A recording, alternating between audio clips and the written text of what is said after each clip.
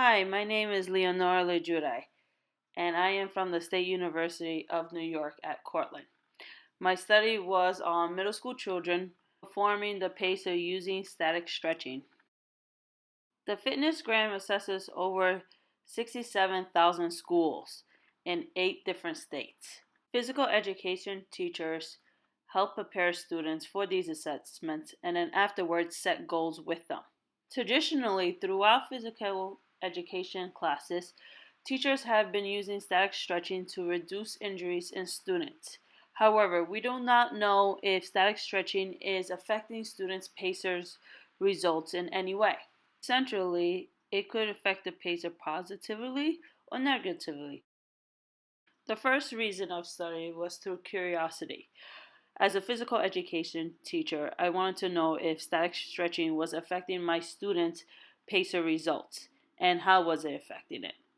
After reviewing literature, I realized there is not much research done on middle school children uh, with the PACER assessment. So I wanted to find out if static stretching was actually affecting students' PACER results. Throughout the years, the youth obesity rate has increased. Children's age has gone up while their physical activity levels have decreased tremendously.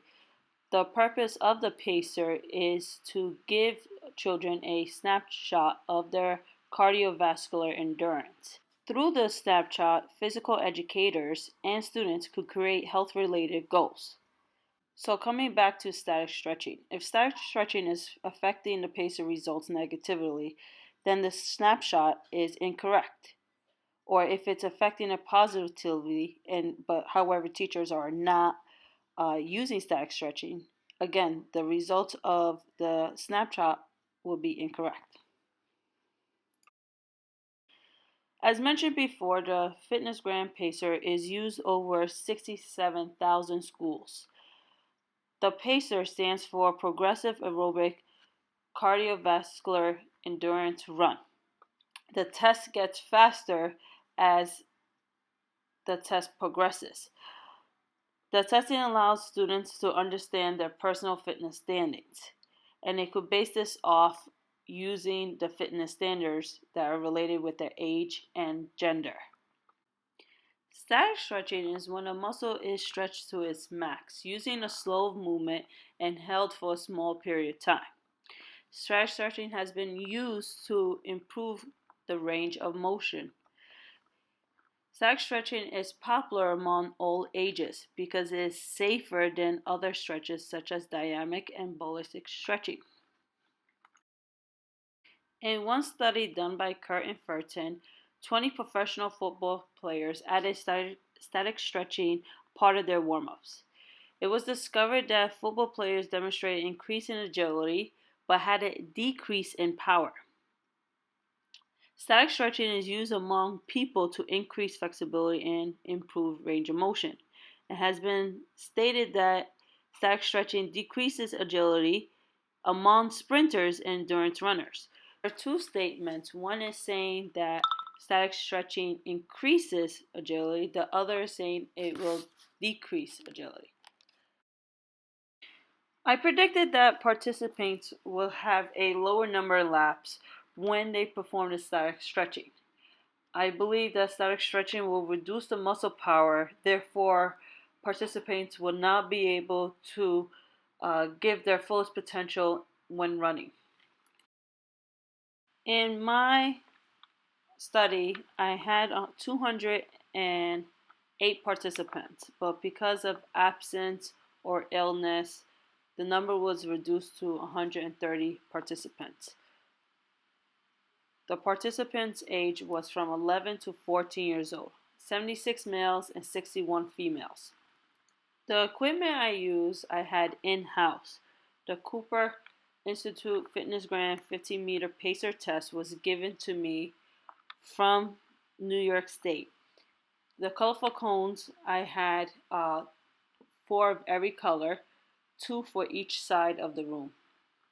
And then I also had a meter measuring wheel, which was used to measure the lanes for 15 meters. Participants partook in 4 trials, 2 trials with static stretching condition and 2 trials with no static stretching. For the static stretching, participants did not do anything before the stretching. They basically sat down and waited for their turn before they began their assessment. For the static stretch conditions, students were completing 3 sets of each stretch, and each stretch was held for 15 seconds. The static stretch list is on the side. You can see I have the standing quadricep stretch, the sitting glutes maximus stretch, the calf stretch, the hip abduction stretch, and the hip extender stretch. Again, each was held for 15 seconds for 3 sets for each leg.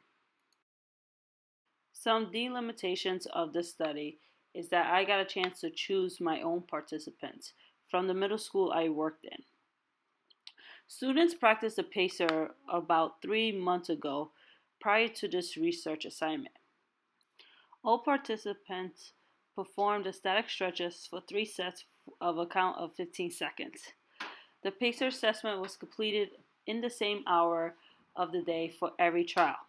The equipment I chose was because I used them for prior assessments before this study. They were in-house and I had easy access to them. Some of the limitations I had to this study is that participants revealed that they did not eat before the performance, so it made them feel weak during the assessment. Participants also revealed that they felt dehydrated, which leads to muscle cramps. There was also a possibility during the static stretching that participants weren't stretching to their fullest range of motion. There was also the possibility that participants could have stopped for other personal internal factors. One internal factor I noticed is peer pressure. During the assessments, the audience sat on the side and they were cheering on the students that were performing the PACER. Students performing the PACER could have been distracted by the audience cheers. From 137 participants, 2 trials with no stretch condition and 2 trials with static stretch condition, the no stretch condition averaged out to 72.72 laps. The static stretch condition averaged out to 71.82 laps, with a p-value of 0.24. On the right-hand side, I made a bar graph just to show the difference of the averages for no stretch condition compared with stretch condition. Again, the purpose of this study was to determine if static stretching affects middle school children's PACER results. So what does this all mean? Well, there was no significant difference between no stretch condition and static stretch condition because the p-value was 0.24. This study supports the study from Lucas D. Oliver and Lopez Rama that was conducted with a 20-meter sprint and found no significant difference between stretching and no stretching. In my discovery, there was no difference if students stretched before performing the PACER or didn't stretch. So this leads it off to teacher choice. If the teacher feels comfortable performing static stretching with their students before the FitnessGram assessment, they can. And if they don't feel comfortable, they don't need to because it doesn't make a difference if they do perform the static stretching or if they don't.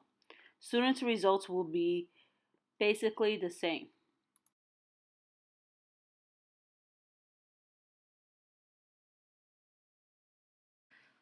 For future reference, I recommend to see the difference in dynamic stretching and if it affects the PACER results.